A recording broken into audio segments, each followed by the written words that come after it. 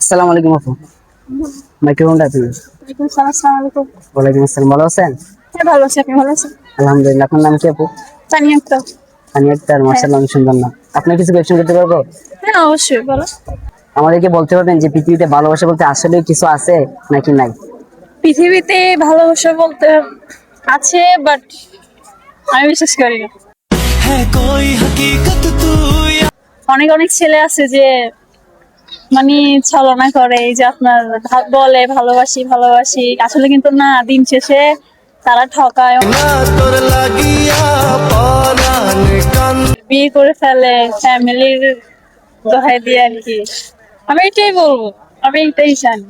আপনার কি আসলে এমন কেউ আসছিল আপনার লাইফে যে আপনাকে ঠকাইছে?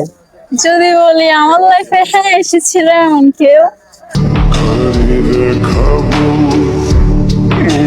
তো ওইসব ছেলেদের বিষয়ে আপনি কি বলতেছেন? যদি একাকিত্ব কারো হয়ে থাকতে পারো তাহলে আসিও।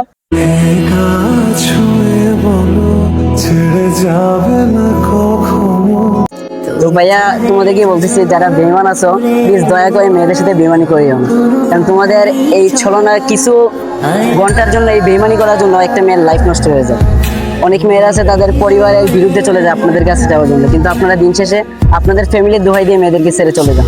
তাদেরকে বলি ভাইয়া প্লিজ এইসব করেন না। আপনারা যদি সত্যি কাউকে ভালোবাসেন, যে আপনার মনে হয় তাকে লাগবে আমার, তাহলে শুধু তার প্রতি লয়াল থাকি।